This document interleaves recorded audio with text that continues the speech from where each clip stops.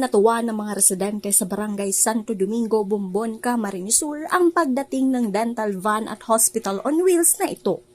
Sa unang pagkakataon kasi naserbisyohan sila ng libre. Hindi pa sila bumiyahe para pumunta ng ospital. May dala ang dental van at hospital on wheels ng mga ekipahe para sa x-ray, ultrasound, urinalysis, blood chemistry at may dental check-up. Mangali tayo sa taon nito sa pasalamat nga ni tayo. Malilibre ka ng baga sa pagbakal. Hindi ka na magpapamasay. Araw sa mo yung ngayon. Delivery na.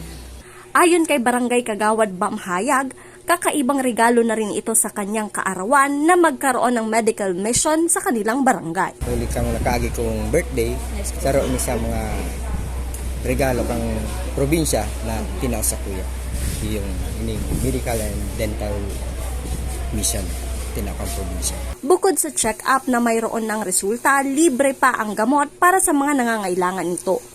Bukas din ang misyon para sa mga residente mula sa ibang barangay, kaya humigit sa 400 ang nabigyan ng tulong. Dawa kita dahil maghalik di sa barangay Tangini Dahawarayo, tinutuyo po kita. Kaya dako lang pasalamat ini yung programang ini tinataw sa kada sa Santo Domingo.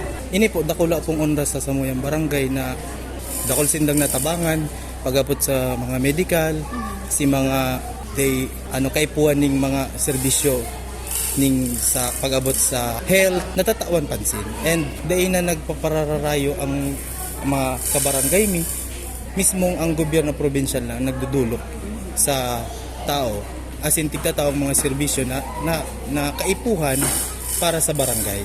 Asahan naman ayon sa opisyal ng barangay na sisikaping maipagpatuloy ang pamimigay ng libreng tulong medikal sa kanilang lugar.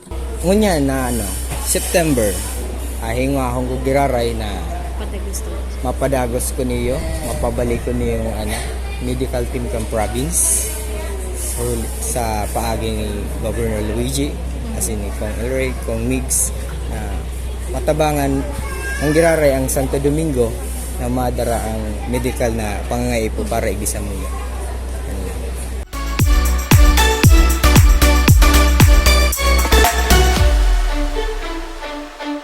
Marge Serico, CSA.